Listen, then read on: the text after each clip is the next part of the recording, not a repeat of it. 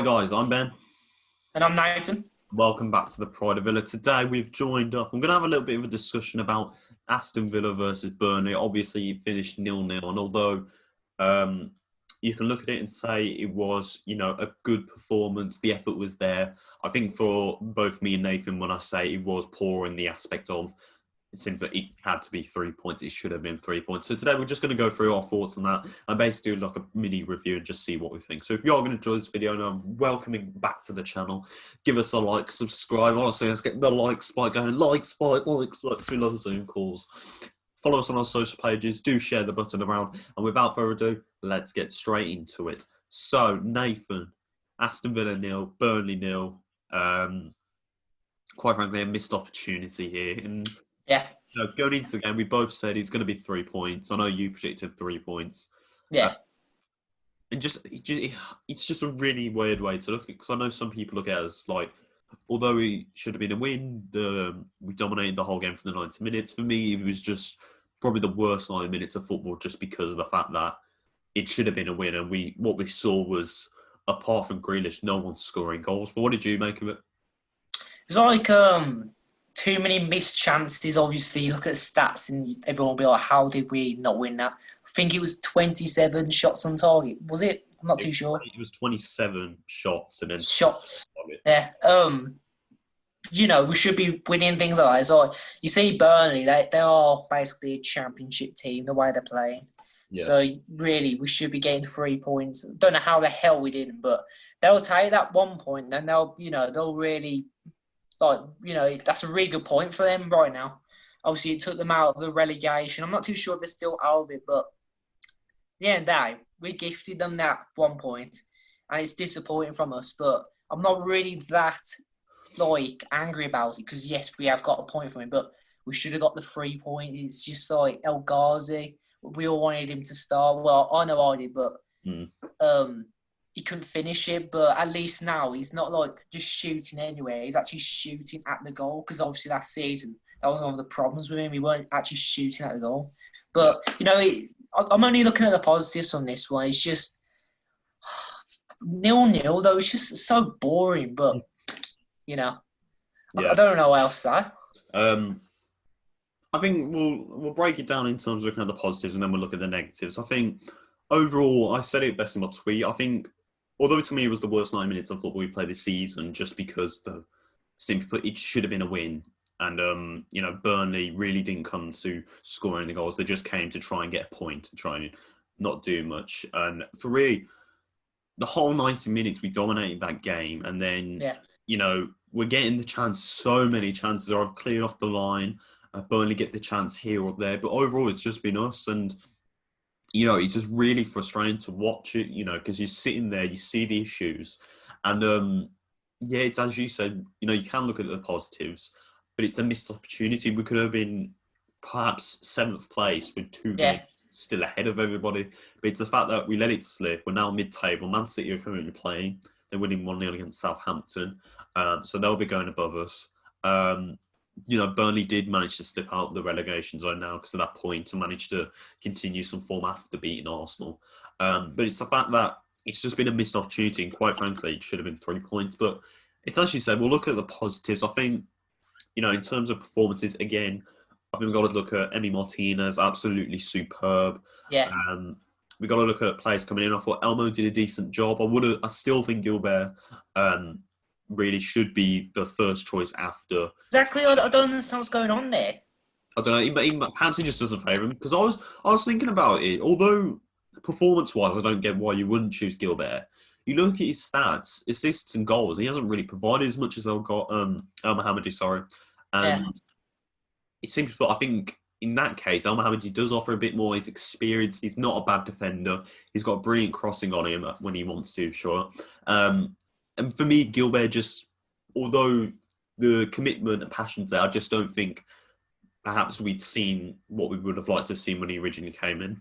I thought House, for when he came in for Conte, he did a really well job. I still think Mings was probably the worst player on that pitch, just because it's the one point, I think, I can't remember, I think it was McNeil or something. The ball goes straight past him. He's just standing there watching the ball, And I'm just sitting there and I'm thinking, what the bloody hell are you doing? But, I think Konza will hopefully come back in. I think it was through illness. Hopefully it's not COVID. I thought Target was all right, but I didn't think he had much to do, to be fair, on the left since he was going more out to the right. And then, obviously, we've got to look into the midfield. We're playing Nakamba, who I thought was, solid. Doesn't really offer as much as Louise, probably. It's just defensive, isn't it? Yeah. Yeah. And I think, although we need to keep him, because we don't have a player like him, really, because Douglas Luiz isn't always going to sit in the pitch and defend. He's going to try and control that midfield as he does. We've got to keep a hold of him. I thought McGinn was really lively, getting stuck in there as well, managing to create. And then I thought, who was the other player in midfield? It was Traore? McGinn, Nakamba, and... I think he is Traore. Traore in the midfield? Yeah, because he played Traore, El Ghazi. Oh, yeah, he is, yeah. It would have been a 4-5-1 then. But yeah, I thought Traore to me is just so poor. It's apart from Snodgrass, I've never seen a player as one-footed as him. And even on his strong foot, he's naff. He should have had the goal though. Do you remember the chance he had? Yeah, but the issue is he tried to take it onto his stronger foot and still couldn't do it. But the problem is, I was going to say, we need wingers, but considering Grealish is hardly likely to get injured and isn't really going to slip out of that role, El Ghazi, I didn't think had a bad game. It's just the finishing and let him so... Exactly, it's the finishing. He's just not getting the goals. Doing everything else right.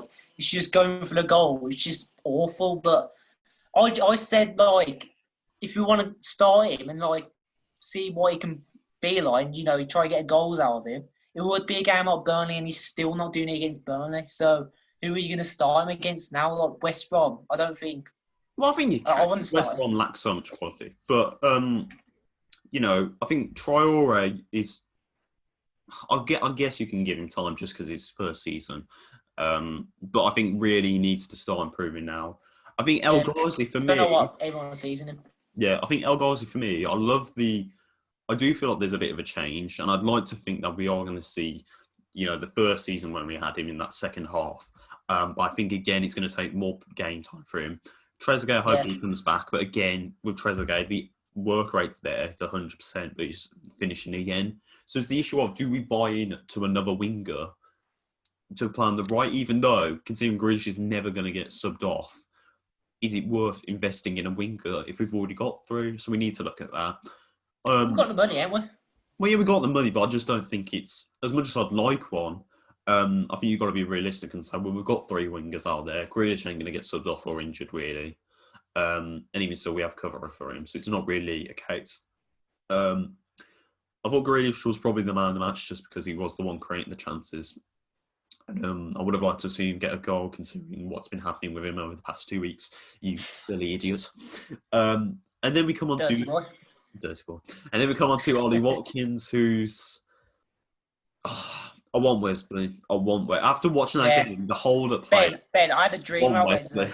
I had a dream about it last night. I couldn't believe it. And he was scoring! Yeah, I want Wesley back in. I want to see what he can do, because I think...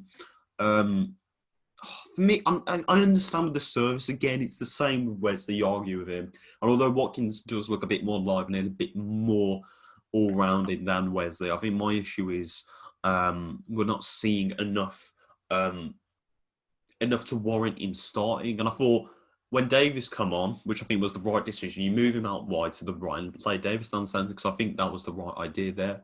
But I think overall there was a slew of good performances and then a slew of bad performances. So I think we've got to highlight that positivity. Also the fact that we did dominate the game better than you. It's just that you make a point that you argue it over, but Burnley really weren't at the same level of us. We were just constantly dominating. I think their word just came for the point. Anything positive else about the team performance you thought, Nathan? Well, you got El Mahamdi, you had Nakamba starting. Was it just them two started? And El Ghazi.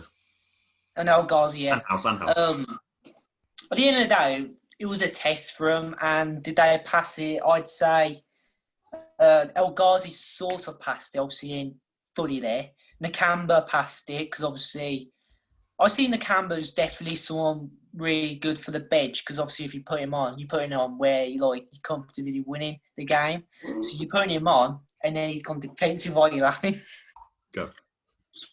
So obviously we had El Ghazi, Nakamba, and Elmo starting, and it was a test for him, obviously. So it's gonna be. I feel like Nakamba definitely passed it. Elmo sort of passed it. Oh. that. Okay, so obviously we talk about the positives, but I think we've got to look at the negatives. And really, mostly for me, it's just the finishing. It's that 27 shots, 7 on target, and we're still not putting one away. We had some good chances. I think the one that came off Ollie Watkins and was cleared off the line. Bertrand Traore, as you said. El Ghazi, the many times he has to cut in and try and whip the ball in. It's just really, really poor and just makes you think, well, actually, have we got that quality there? Are we able to score goals? And what do we put it down to? It's one of those nights. What do you think? Last season, we would have took a point against Burnley. But we took 4 points from last season. Really good. But this season, you're expecting full-on wins. And not just wins, like clean sheets as well. Yes, it was a clean sheet and we didn't score. But I don't know. It was poor because we didn't have the right players, obviously, on the pitch.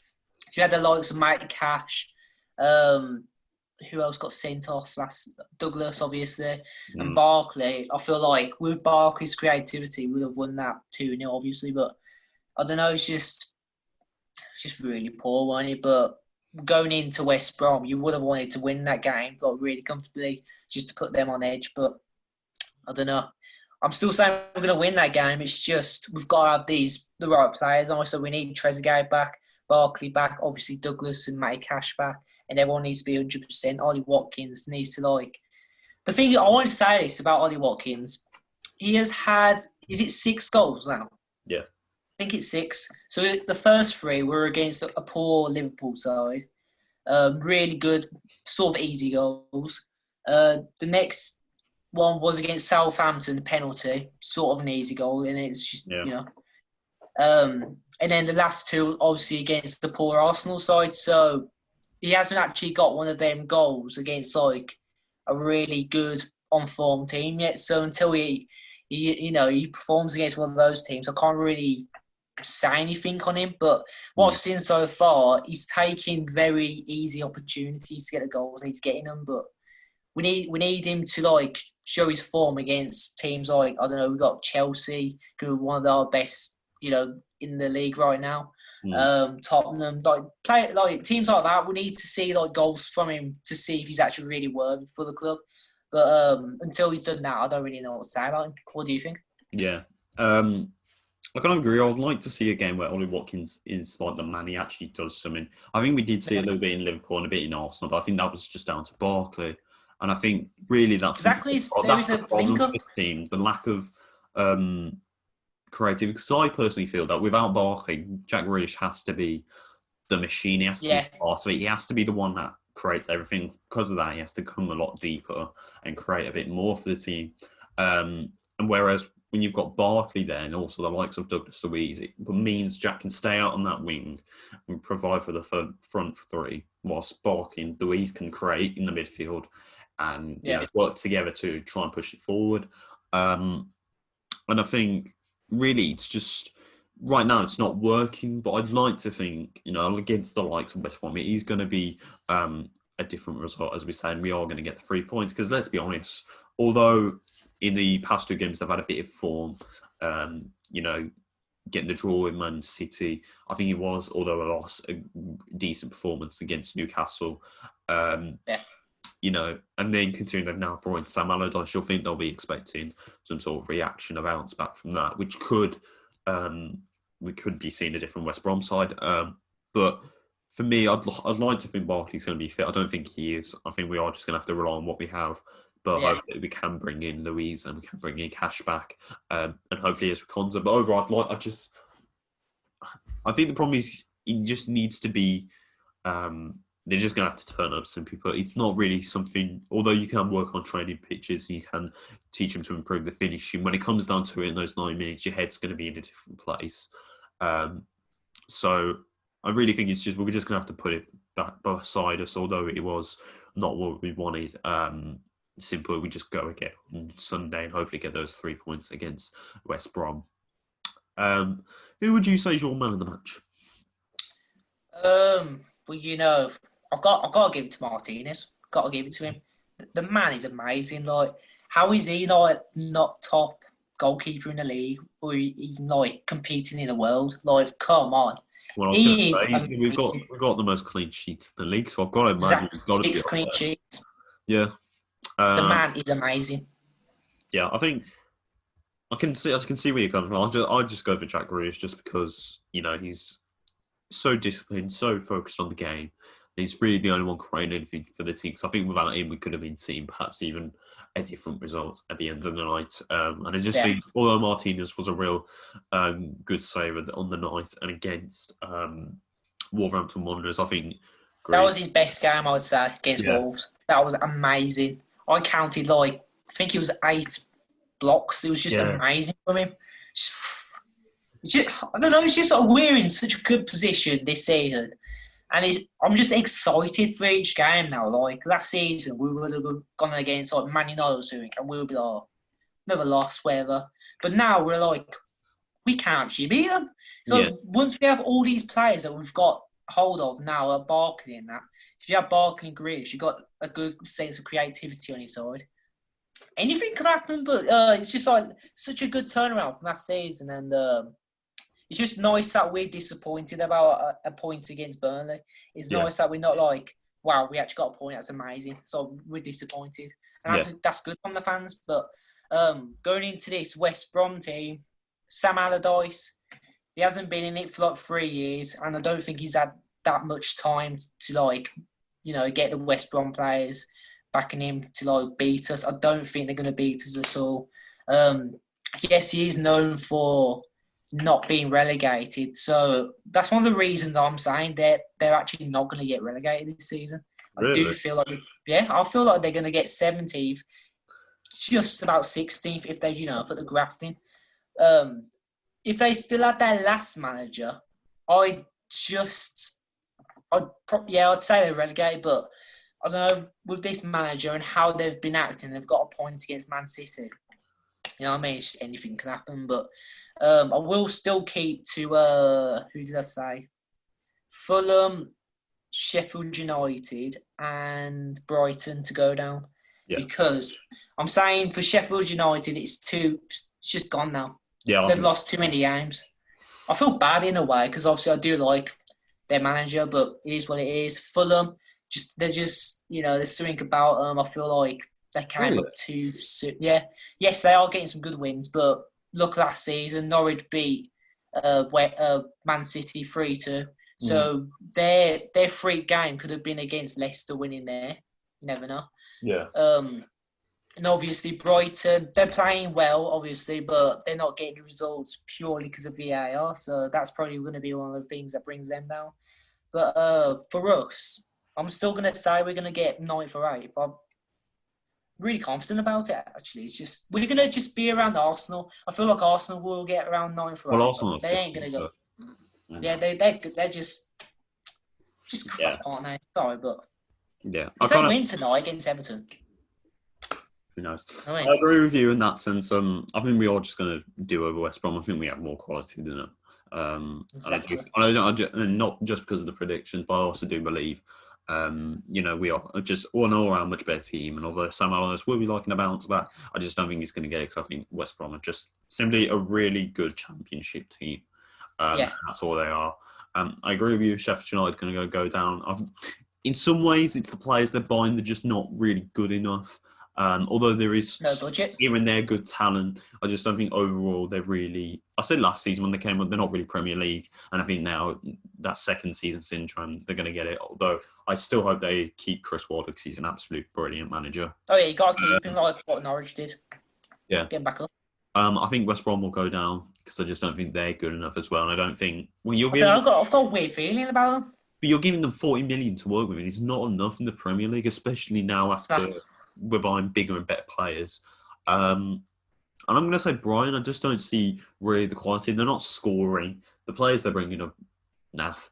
And their team's just really naff overall, especially their fans. But they're also just not really a good enough team. Yeah. 2 weeks. And I think overall, the way we need to look at it is simple. It's much better than last season. We're only about a third of the way into the season. It's a much better turnaround from last season, spending the whole of the year fighting relegation. We're now sitting comfortably mid-table. I think we are going to be much fine. I do believe the issue I have with the Premier League this season is no one's really established themselves as a great team. Even Liverpool performance-wise don't play great, but are still managing to grind out results, especially like Crystal Palace. But then again, they're a poor team. I initially believed Tottenham were going to be title contenders after the great run they were going on. But I said it myself. I think after the Liverpool game, I think that was really going to decide who was perhaps going to win the title. And I think Liverpool have done that now. Even though Palmy still doesn't believe Liverpool would do it, if they are, they'll just literally just skank their way in. But I think the issue is no other team looks good enough, apart from perhaps Southampton. But then again, that's just going to come to an end. I don't think really anyone's solidified themselves as a really good team this season. And I'd like to think we can take advantage of that and climb back up onto the table. And finally, what do you think the score's going to be on Sunday? If they kept their old manager, I would have said it would be a clean sheet, like 2-0 to him. But this new one, Sam Allardyce, is going to pump some fire into these players. He wouldn't want to lose to us on his first game. Obviously, he's not being put in. He can't have been put into the managerial position just to get him into Europa or something. They've got him just to keep him up, basically. So he's got to try get a win against us. He's got to try get a win against everyone just to keep him up. So, but I'm going to say it's going to be a 2-1. But if we do have Barkley, I'm saying 3-0. Oh. Yeah. I'm going with my prediction staying 2-1 still. I think although they will get a bit of a bounce back, I just think overall Villa will cruise past them. I'm going for a Grealish goal, and I'm hopefully going to go for a Watkins goal and try and establish him back on the score tally. Hopefully getting some overall fourth. But overall, disappointing result against Burnley. Should have been 3 points, simple but we put that beside us. We're looking to West Brom. Hopefully, we're going to prove out that we have the better quality and prove that we are the biggest team in the West Midlands. Even though we already are, we're going to prove it yet again that we are the heart and centre of English football. Anything else you'd like to say, Nathan, just before we end this video? I just want to say, hope everyone has a good Christmas. Yes, we're getting all these new rules.